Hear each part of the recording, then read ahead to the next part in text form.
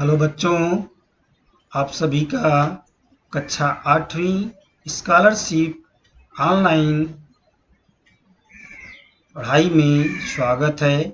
आज का ऑनलाइन शिष्यवृत्ति का सेशन है, जिसमें आपको शिष्यवृत्ति परीक्षा में आप क्या क्या पढ़ेंगे और कैसे प्रश्न आते हैं तथा आप कैसे अपनी परीक्षा को आसानी से दे सकते हैं, इस बारे में हम बात करेंगे। तो शिष्यवृत्ति परीक्षा 8वीं की जो होती है, ये पूरे वर्ष भर आप लोग तैयारी करते हैं। फिर फरवरी में इसकी परीक्षा होती है 1 दिन में, और इसमें 2 प्रश्न पत्र आते हैं। तो पता है, पहला प्रश्न पत्र आता है, उसमें भाषा और गणित का रहता है। भाषा में 25 प्रश्न रहते हैं 50 नंबर के, एक प्रश्न 2 नंबर का रहता है। इसी तरह गणित का 50 प्रश्न होता है, उसमें 100 मार्क्स के यानी 100 नंबर की रहते हैं।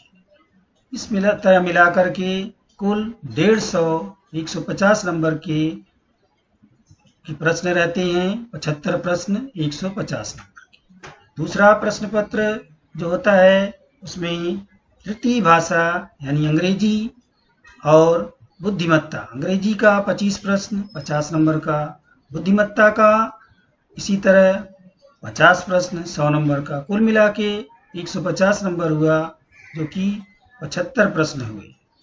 तो इस तरह से आपको 2 पेपर देना रहता है, और पहला पेपर देने के बाद आपको बीच में ब्रेक दिया जाता है, फिर दूसरा पेपर होता है। तो इसकी आपको तैयारी करना है। धीरे धीरे आपको सब कुछ आसानी से धीरे धीरे समझ में आ जाएगा और परीक्षा देने में कोई तकलीफ नहीं होगी। तो पहला पेपर जो फर्स्ट पेपर भाषा का है, उसमें हम लोग क्या क्या पढ़ते हैं। इसमें हम लोग पहले आकलन में आता है परिच्छेद, कविता, सुसंगत परिच्छेद, और शब्द संपदा में आता है समानार्थी शब्द, पर्यायवाची शब्द, विरुद्धार्थी शब्द, अमानक, मानक, शुद्ध अशुद्ध शब्द वाले अलंकारिक शब्द, शब्द समूह के लिए एक शब्द, मुहावरे, कहावतें, परिभाषिक शब्द, संयुक्ताक्षर वाले शब्द, पदक और पुरस्कार से संबंधित शब्द, संतों और साहित्यकारों की शब्द पहेली, वर्ण विचार, उद्देश्य और विधेय, उपसर्ग, प्रत्यय, कृदंत, लिंग, वचन, कारक, विराम चिन्ह, शब्द भेद में संज्ञा, सर्वनाम, विशेषण, क्रिया, अविकारी शब्द आते हैं, और अलंकार में अलंकार के भेद आते हैं, पढ़ाया जाएगा बाद में। छंद आता है, इसमें दोहा, चौपाई, समास, विग्रह, समास के स्वरूप बताया जाएगा, आता है। इसके बाद संधि में स्वर संधि, व्यंजन संधि, विसर्ग संधि, तीनों संधि आती हैं। वाक्य के प्रकार एवं वाक्य भेद, विधि वाक्य, निषेधात्मक वाक्य, प्रश्नार्थक वाक्य, यानी वाक्य भेद आपको पढ़ना है। फिर जो है काल पढ़ना है, कर्ता यानी कर्ता क्रिया कर्म पहचानना है, लेखकों एवं कवियों के उपनाम जानना है, थोड़ा बहुत और हिंदी से संबंधित सामान्य ज्ञान, ये सारी चीजें प्रश्न पत्र पहले में हिंदी भाषा में आते हैं। हिंदी भाषा वाला प्रश्न पत्र आपका सबसे इजी पेपर होगा, इसलिए इसमें पूरा का पूरा आपका 25 प्रश्न तैयार होना चाहिए, और इसको जल्दी जल्दी आप कर सकेंगे, क्योंकि जो टाइम बचेगा वो गणित के लिए आपको उपयोग करना है। गणित में थोड़ा आपको टाइम ज़्यादा लगेगा, 50 प्रश्न रहेगा, और उसमें आपको हल करना रहता है। भाषा में आप पढ़कर तुरंत उत्तर क्या है उसको आप समझ जाएंगे और उसको लिख देंगे। लिखने के मतलब क्या है, आपको एक शीट मिलेगी, शीट में प्रश्न नंबर डाला रहेगा, प्रश्न नंबर में 1 2 3 4 ऐसा जो है उसमें आपको ऑप्शन रहता है, जैसे प्रश्न में रहेगा वैसे वहाँ भी रहेगा। आपको उसको एक गोले को कलर करना रहता है स्याही पेन से, तो वो सब बाद में प्रैक्टिस कराया जाएगा। चलो आज हम देखते हैं भाषा का पहला जो घटक है वो परिच्छेद से संबंधित है। परिच्छेद से 3 प्रश्न आते हैं, एक परिच्छेद से आता है जिसमें से 3 प्रश्न रहते हैं। सबसे इजी 2 नंबर का एक प्रश्न यानी 6 नंबर आपका इससे मिल जाता है। तो कैसे हम परिच्छेद की तैयारी करेंगे, परिच्छेद को पहले ध्यान पूर्वक पढ़िए आप लोग, और फिर परिच्छेद को पढ़ते समय क्या घटना घटित हुई, प्रसंग, संवाद, उसको थोड़ा स्मरण रखिए, क्या हमने पढ़ा। परिच्छेद पढ़ने के बाद फिर प्रश्न को पढ़ें और उसका पर्यायी उत्तर वहां से पढ़ के फिर जो है उसमें तुरंत अपने जो परिच्छेद है वहां पे ध्यान डालो कि ये चीज कहाँ हमने पढ़ा। प्रश्न में कोई नया शब्द आता है तो उसका उत्तर परिच्छेद में से खोज लीजिए, खोजने की कोशिश करिए। परिच्छेद आकलन के लिए शब्द संपत्ति पर भी प्रभुत्व होना आवश्यक है, यानी शब्द भंडार आपके पास होना चाहिए। परिच्छेद से 3 प्रश्न पूछे जाते हैं, बताया गया। तो एक परिच्छेद हम परिच्छेद 1 पहला लेते हैं। निम्नलिखित परिच्छेद पढ़कर उस पर आधारित प्रश्नों के लिए उचित विकल्प आपको चुनना है और चुनकर वृत्त में रंग भरना है। यानी इस तरह से आपको देखो 1, 2, 3, 4 ऑप्शन दिए रहते हैं। इसमें से प्रश्न नंबर 1, 2, 3, 4 यानी 4 उत्तर दिए हैं प्रश्न नंबर 1 का। चारों में से कौन सा सही है वो हम डिसाइड करने के बाद एक गोले को कलर करते हैं जो आपको सीट मिलती है। तो यहाँ सीट नहीं है, यहाँ आपको नमूना दिया गया है। पहले हम लोग परिच्छेद को पढ़ते हैं। आज भले ही मैं तुम्हें इतना विशाल महाकाय वृक्ष दिख रहा हूँ, लेकिन मेरा जन्म घर के आंगन में आम की गुठली से हुआ। तुम्हारे दादाजी ने मुझे आंगन से निकालकर अपने खेत की मेड़ पर लगाया। उस दिन तुम्हारे दादाजी के पिताजी की बरसी थी, अतः स्मृति वृक्ष के रूप में दादाजी तथा परिवार के लोग मेरा अधिक ध्यान रखने लगे। परिवारजन मुझे नियमित पानी देते रहे, सींचते रहे। मेरे चारों ओर कटीली बाड़ लगाई गई। प्रतिवर्ष मुझ जैसे वृक्ष से पत्ते गिरते थे और फिर मैं हरा भरा बन जाता था। दिन, मास और बरस बीतते गए। अब मैं छायादार पेड़ बन गया। उस दिन का आनंद मैं व्यक्त नहीं कर सकता जब पहली बार मुझ पर बौर आया, मंजरियां लगीं, अंबियां पकने लगी। तो ये परिच्छेद पढ़ा। इसमें पहला प्रश्न है मेरा जन्म कहाँ हुआ था। यहाँ पे 4 ऑप्शन है। आंगन में, आम की गुठली से, कटीली झाड़ी में, खेत के मेड़ पर, बगीचे पर। तो यहाँ पे आप देखेंगे कि मेरा जन्म घर के आंगन में आम की गुठली से हुआ। पहले यहाँ पे इस परिच्छेद पे ध्यान देंगे। यहाँ पे लिखा है मेरा जन्म घर के आंगन में आम की गुठली से हुआ। तो आपका उत्तर हो गया पहला। इसको आप पहला यहाँ पे देखो लगाया भी गया है। तो दूसरा प्रश्न क्या है, उस दिन क्या था। दादाजी की बरसी थी, पिताजी की बरसी थी, दादाजी के पिताजी की बरसी थी। उस दिन पर्यावरण दिवस था। परिच्छेद में आप देखेंगे कि उस दिन क्या लिखा था, उस दिन तुम्हारे दादाजी के पिताजी की बरसी थी, यानी दादाजी के पिताजी की बरसी थी। ये वाला उत्तर सही होगा। तो दादाजी के पिताजी की बरसी थी, यानी तीसरा नंबर सही है। तो आपको तीसरे नंबर पे यहाँ पे गोल करना है। तीसरा प्रश्न है परिवार के लोग मुझे नियमित क्या देते थे। भोजन देते थे, पानी देते रहे, खाद देते रहे, दूध देते रहे।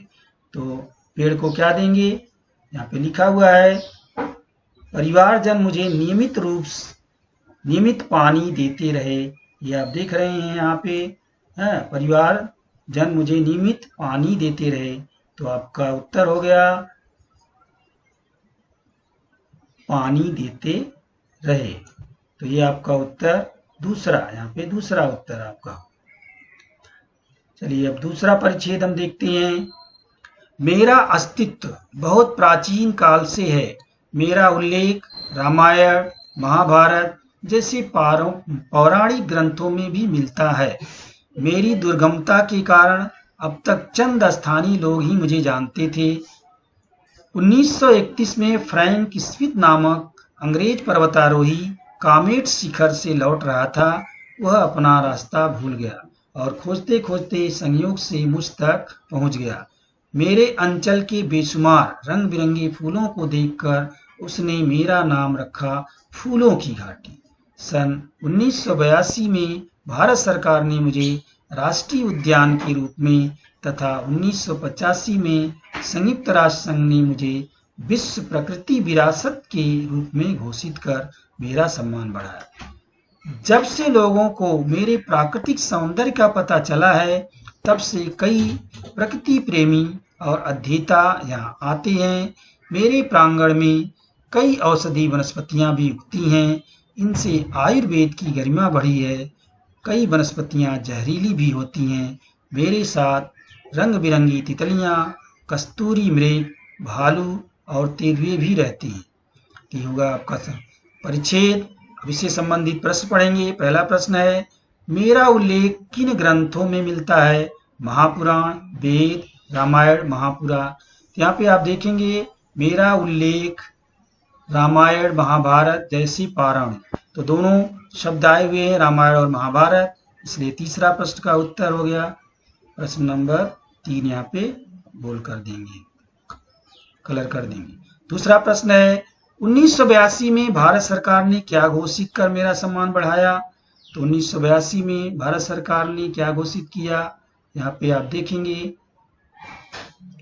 सन 1982 में परिच्छेद में लिखा हुआ है, यहाँ से शुरू होता है, भारत सरकार ने मुझे राष्ट्रीय उद्यान के रूप में घोषित किया। तो आप देखेंगे यहाँ पे राष्ट्रीय उद्यान शब्द आया हुआ है, यानी पहला प्रश्न का उत्तर सही है, इसलिए पहले को आपको कलर करना है। प्रश्न नंबर तीसरा आता है, विश्व प्रकृति विरासत के रूप में घोषित कर किसने मेरा सम्मान बढ़ाया? विश्व प्रकृति विरासत रूप में किसने घोषित किया? यहाँ देखेंगे आप 1985 में संयुक्त राष्ट्र संघ ने मुझे विश्व प्रकृति विरासत के रूप में घोषित किया। किसने घोषित किया? संयुक्त राष्ट्र संघ ने। यहाँ पे आप देखेंगे संयुक्त राष्ट्र संघ कहाँ लिखा है? भारत सरकार। संयुक्त राष्ट्र संघ दूसरे नंबर पे आता है, तो आप ये 2 नंबर का प्रश्न का उत्तर आप कलर कर देंगे। अब आइए देखते हैं परिच्छेद तीसरा। निम्नलिखित परिच्छेद पढ़कर उस पर आधारित प्रश्नों के उत्तर लिखना है। भारतीय पठारी प्रदेश की नदियों का उद्गम पश्चिमी घाट, विंध्य, सतपुड़ा और अरावली पर्वतों से होता है। नर्मदा नदी सतपुड़ा और विंध्य पर्वतों के मध्य से बहती हैं। ये छत्तीसगढ़, मध्य प्रदेश, महाराष्ट्र और गुजरात राज्यों से बहती हैं। तापी का उद्गम सतपुड़ा से होता है। यह मध्य प्रदेश, गुजरात से बहती है। महानदी छत्तीसगढ़ के बस्तर की पहाड़ियों में से निकलती है और उड़ीसा में बहती है। गोदावरी और कृष्णा महाराष्ट्र के सह्याद्री पर्वत से निकलकर महाराष्ट्र, कर्नाटक और आंध्र प्रदेश में बहती है। कावेरी दक्षिण भारत की प्रमुख नदी है। इसका उद्गम कर्नाटक के ब्रह्मगिरी से हुआ है। यह कर्नाटक और तमिलनाडु से बहती है। साथ ही इसके किनारों में हमारे महान पुरुषों का संस्पर्श पाया है। हमारा देश गर्म हवा का है, अतः नदियों में स्नान करने का एक अलग ही आनंद होता है। हम लोग नदियों में नहाते हैं। हमारे जीवन में जल के साथ प्रकाश का भी महत्व है, अतः नदियों में दीपक भी छोड़े जाते हैं। ये आपका परिच्छेद है।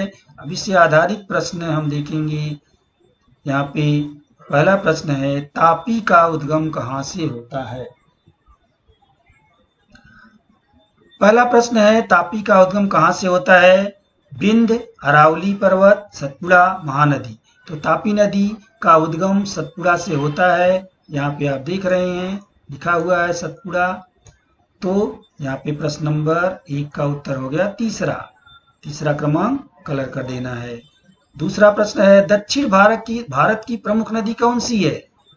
यहाँ पे देखेंगे दक्षिण भारत की प्रमुख नदी कावेरी दक्षिण भारत की प्रमुख नदी है। यह आपके परिच्छेद में लिखा हुआ है, तो आप कावेरी को देखेंगे। दक्षिण भारत की प्रमुख नदी कावेरी, यानी दूसरा उत्तर आपका सही है, इसको कलर कर दीजिए। उपर्युक्त परिच्छेद से स्पष्ट होता है कि कावेरी दक्षिण भारत की नदी है। समझ में आ गया। तीसरा प्रश्न है, भारत देश की हवा कैसी है? गर्म हवा है, ठंडी हवा है, मध्यम हवा है? तो गर्म हवा है, यहाँ लिखा है, आपने पढ़ा है। हमारा देश गर्म हवा का है, तो हमारे देश की हवा गर्म है, इसलिए पहला प्रश्न का उत्तर है गर्म हवा, इसलिए पहला उत्तर सही हो गया। अब आप जो है यहाँ पे परिच्छेद 1 स्वाध्याय के लिए दिए गए हैं, इसको भी पढ़ सकते हैं। पूरे भारत में नदियों का जाल फैला हुआ है। भी नदियों से संबंधित परिच्छेद है। पूरे भारत में नदियों का जाल फैला हुआ है। भागीरथी, गंगा, मंदाकिनी और अलकनंदा हिमालय से निकलती हैं।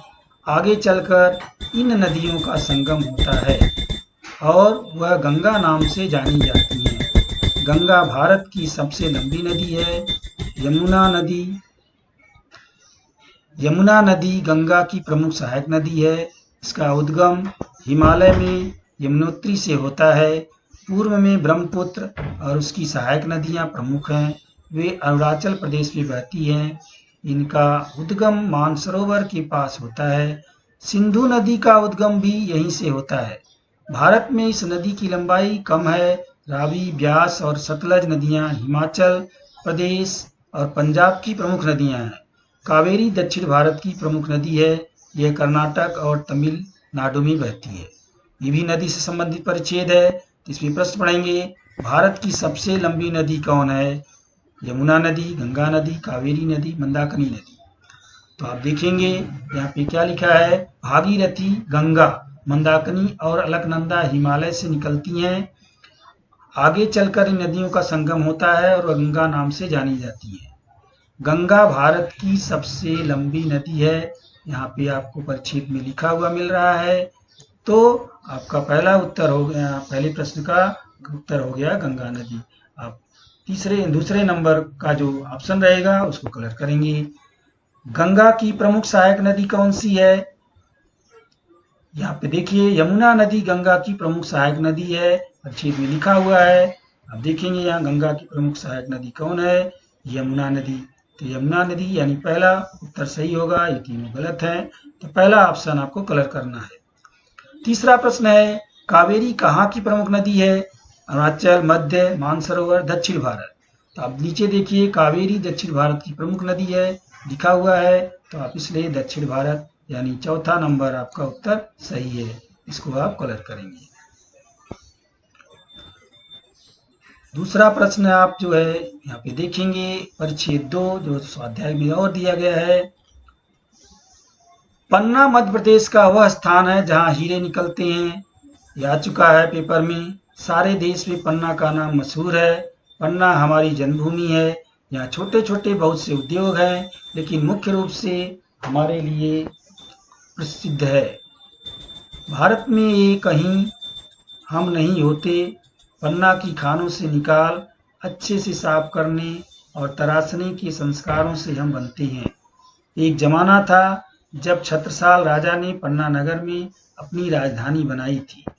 वहीं मैं अपनी जन्मभूमि से बाहर निकाला गया। मैं पृथ्वी के भीतर लगभग 300 मीटर से भी नीचे पड़ा हुआ था, परंतु मुझे अपनी स्थिति असंतोष न था। मैं जानता था कि किसी दिन जिन्हें मेरी चाह है वे खोद कर निकालेंगे। तो इसका पहला प्रश्न है, मध्य प्रदेश का कौन सा स्थान हीरे के लिए प्रसिद्ध है? तो आप देखेंगे, पन्ना मध्य प्रदेश का स्थान है जहां हीरे निकाले जाते हैं। तो मध्य प्रदेश का कौन सा स्थान हीरे के लिए प्रसिद्ध है? आप कह सकते हैं पन्ना। तो यहाँ पे आप देखिए, कटनी, मैहर, सतना, पन्ना।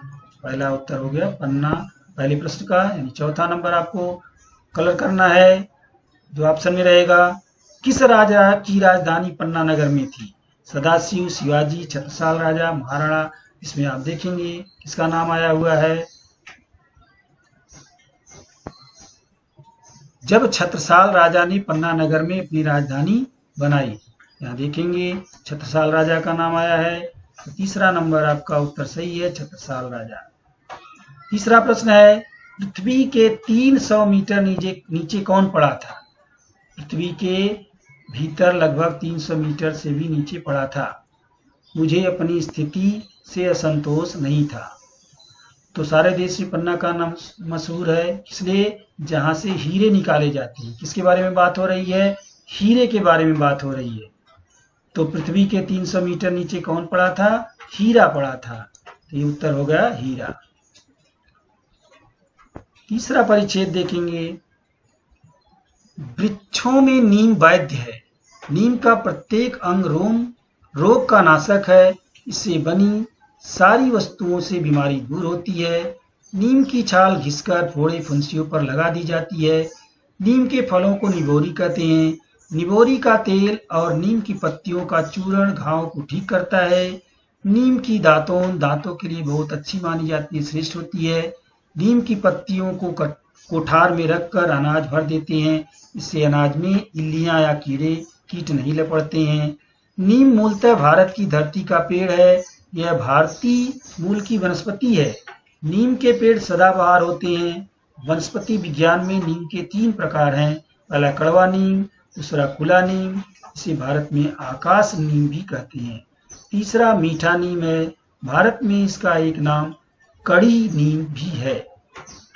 चूंकि यह भोजन में कड़ी में डाला जाता है, इससे इसका यह नाम पड़ा है।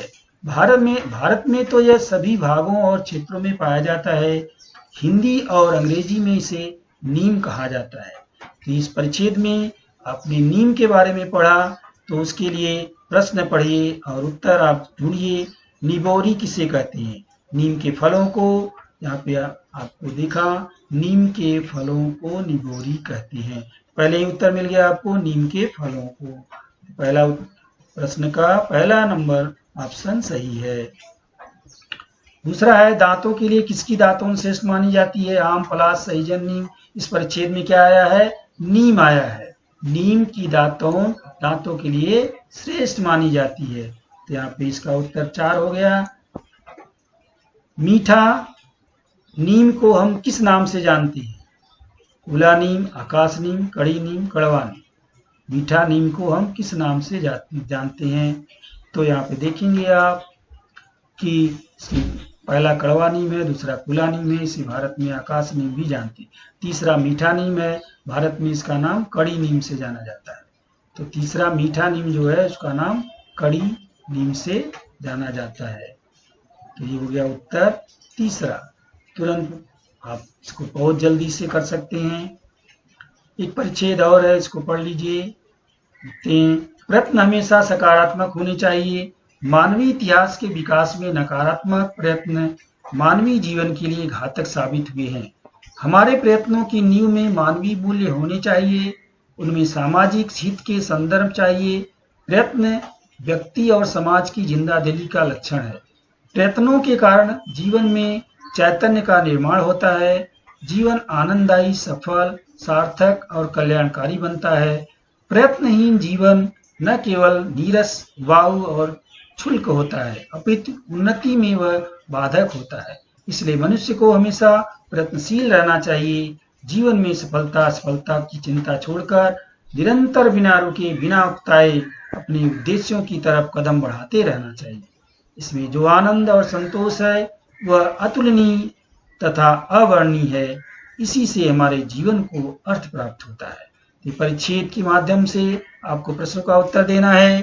पहला प्रश्न है, प्रयत्न हमेशा कैसा होना चाहिए? प्रगतिशील, सोचनीय, नकारात्मक, सकारात्मक। तो यहाँ पे क्या लिखा है? प्रयत्न हमेशा सकारात्मक होना चाहिए। आपने पहले ही देखा, तो यहाँ पे उसका उत्तर हो गया सकारात्मक।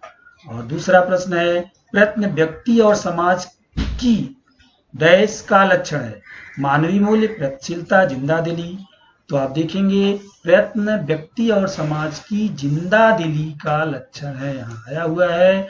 तो यहाँ पे आप क्या भरेंगे? जिंदादिली, यानी तीसरा उत्तर सही है। तीसरे नंबर को जो आपका ऑप्शन रहेगा उसको आपको कलर करना है। तीसरा प्रश्न है, मानवीय इतिहास के विकास में नकारात्मक प्रयत्न मानवीय जीवन के लिए कैसा साबित हुआ है? नीरस, घातक, उबाऊ, आनंददायी। मानवीय इतिहास में विकास में नकारात्मक प्रयत्न, तो हमें इसका उत्तर देखना है। प्रयत्नहीन जीवन न केवल नीरस, उबाऊ और क्षुल्क होता है, अपितु उन्नति में भी बाधक होता है। इसलिए मनुष्य को हमेशा प्रयत्नशील रहना चाहिए। तो यहाँ पे आया हुआ है, प्रयत्नहीन जीवन न केवल नीरस, उबाऊ और क्षुल्क होता है। तो यहाँ पे क्या आया है? मानवीय इतिहास में विकास में नकारात्मक प्रयत्न मानवीय जीवन के लिए कैसा? नीरस, उबाऊ दोनों शब्द दिख रहा है। और थोड़ा सा देखते हैं, अपितु उन्नति में बाधक होता है। प्रयत्नहीन जीवन न केवल नीरस, उबाऊ और क्षुल्क होता है, अपितु उन्नति में बाधक होता है। तो कौन सा शब्द आना चाहिए?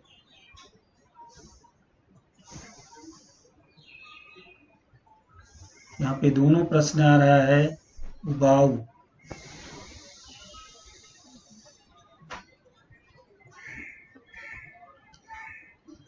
बिना रुके बिना उकताए। इसमें जो है दोनों उत्तर आ रहा है, हो सकता है उसमें दो उत्तर हो, या लिखा नहीं है। कभी आपको एक प्रश्न में कभी कभी आपको 2 ऑप्शन रहता है, तो दोनों को कलर करना रहेगा, वो आगे के प्रश्नों में रहेगा। हाँ, तो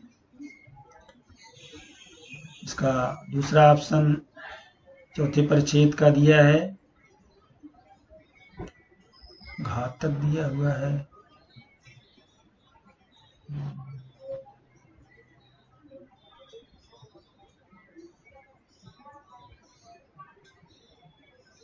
तो चलो आज का हम लोग सेशन यहीं पे समाप्त करते हैं।